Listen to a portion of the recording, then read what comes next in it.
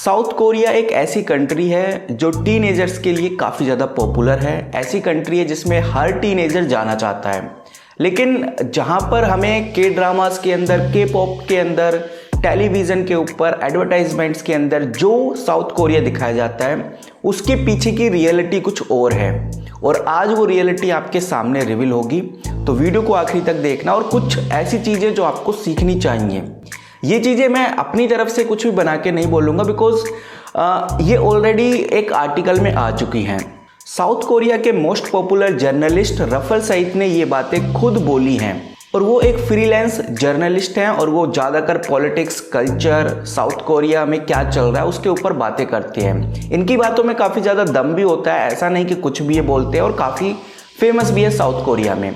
तो मैं आपको वो आर्टिकल दिखाऊंगा और जानेंगे बेसिकली हम क्या सीख सकते हैं और किन चीज़ों का हमें ध्यान रखना चाहिए। ये आप देख सकते हैं, मैं साउथ कोरिया की काफ़ी पॉपुलर वेबसाइट पे हूँ, thegarden.com। यहाँ पर जो आर्टिकल पब्लिश हुआ है 29 अप्रैल 2023 को ही हुआ है। और ये हैं रफल सईद जिन्होंने ये आर्टिकल पब्लिश कराया है। यहाँ पर वो क्या कहते हैं वो चलिए देखते हैं। सबसे पहले तो इन्होंने साफ साफ बोला है कि इस आर्टिकल का जो कंक्लूजन है वो यही है कि साउथ कोरिया के पीपल काफ़ी ज़्यादा स्ट्रगल कर रहे हैं अपने आप को प्रूव करने के लिए। ये काफ़ी ज़्यादा हाइपर कॉम्पिटिटिव सोसाइटी बन चुकी है आज के टाइम में। हाइपर कॉम्पिटिटिव सोसाइटी हो सकता है इंडिया के लिए एक न्यू टर्म हो, लेकिन साउथ कोरिया में ये 12 साल पहले ही आ गया है।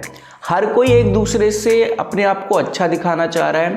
प्लास्टिक सर्जरी इतना कॉमन हो चुकी है कि हर कोई करा रहा है, हर तीसरा पर्सन आपको प्लास्टिक सर्जरी कराता हुआ नज़र आ रहा है। अपने आप को ब्यूटीफुल, अपने आप को हैंडसम दिखाने के लिए साउथ कोरियन पीपल कुछ भी करने को तैयार हैं। और इसी के साथ वो ये भी बोलते हैं कि ये सब करने के बाद भी अगर कोई पर्सन, कोई साउथ कोरियन पर्सन, उसको इतना ज़्यादा अटेंशन नहीं मिलता, इतना अट्रैक्शन नहीं मिलता, तो फिर कहीं ना कहीं उसको फिर मेंटली हरासमेंट होती है, मेंटली वो डिस्टर्ब होता है।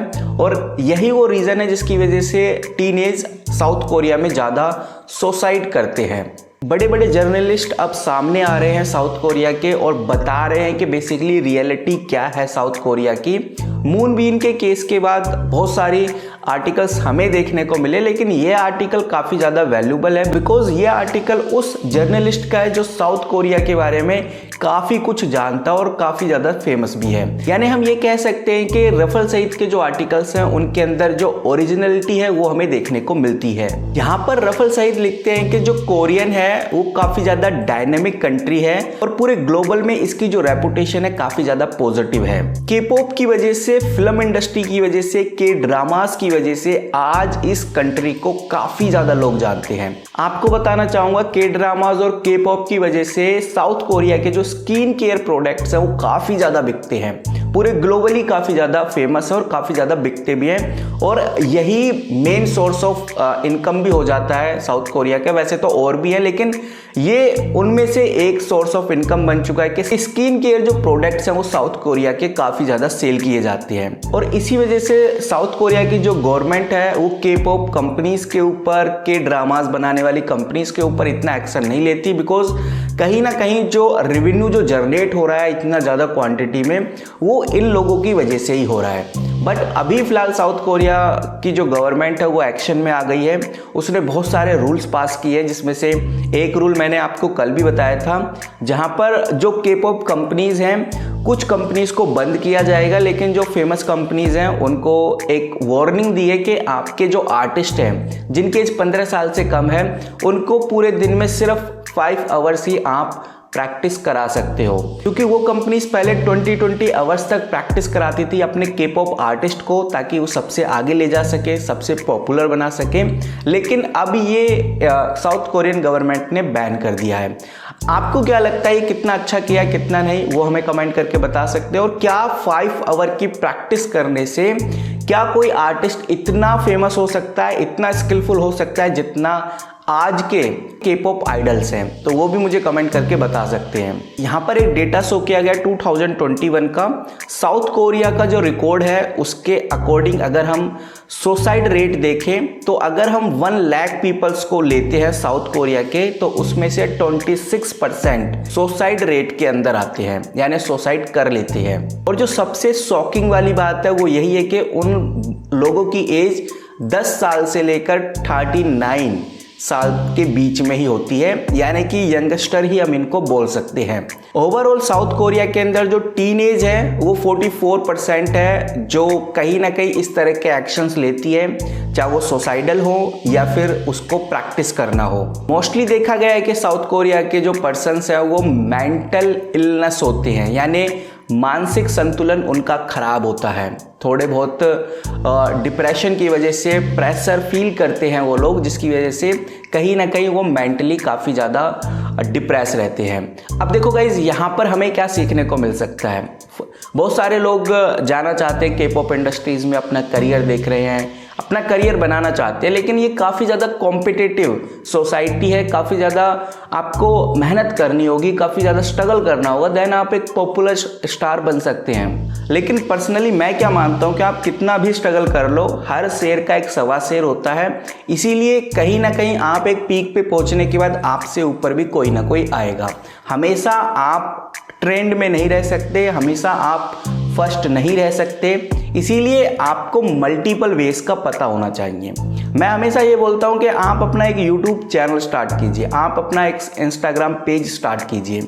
आप K-pop की तैयारी कर रहे हैं, बहुत अच्छा है, आप करिए, ऑडिशंस दीजिए, अप्लाई कीजिए, आपको अगर जाने का मौका मिलता है जाइए, लेकिन साथ के साथ आप इन चीज़ों पे भी काम कीजिए। आपका मेन मोटिव होना चाहिए कि आपको एक स्टार बनना है, आपको एंटरटेनमेंट इंडस्ट्री में जाना है। अब वो फ़र्क नहीं पड़ता कि वो कौन सी एंटरटेनमेंट इंडस्ट्री है। आपको बताना चाहूँगा, अपना इंडिया का जो बॉलीवुड है वो साउथ कोरिया से बहुत ही बड़ा है, इतना बड़ा है कि हम उसको कंपेयर बिल्कुल भी नहीं कर सकते। तो बॉलीवुड इंडस्ट्री में भी इतना कंपटीशन नहीं है, अभी इतना प्रेशर नहीं है जितना साउथ कोरिया के अंदर है। तो गाइस, अगर आप ये प्रेशर फील कर सकते हैं, झेल सकते हैं, तो फिर आपके लिए ये इंडस्ट्री खुली हुई है, कोई प्रॉब्लम नहीं है। लेकिन अगर आप नहीं झेल सकते तो मैं यही कहता हूँ कि आपके मल्टीपल वेज होने चाहिए, आपके अलग अलग रास्ते होने चाहिए। आप इंस्टाग्राम पे भी ग्रो कर रहे हैं, यूट्यूब पे भी ग्रो कर रहे हैं, साउथ कोरिया इंडस्ट्री के लिए भी तैयारी कर रहे हैं, और धीरे धीरे ये सभी रास्ते एक हो जाते हैं। आपने देखा होगा ब्लैकपिंक के हर मेंबर्स अपना अलग अलग इंस्टाग्राम है उनका, अलग अलग पोस्ट करते हैं, अलग अलग वीडियो शेयर करते हैं। जितने भी आर्टिस्ट हैं सबका अपना अपना अकाउंट होता है, तो आपका अगर अभी से अकाउंट होगा तो सही रहेगा। और ये अफवाह कौन फैला रहा है कि मुझे ये समझ नहीं आता कि आपके पास अकाउंट नहीं होना चाहिए जब तक आप एक K-pop आर्टिस्ट नहीं है। आपके पास अगर इंस्टाग्राम अकाउंट है तो कंपनी वाले आपको नहीं लेंगे।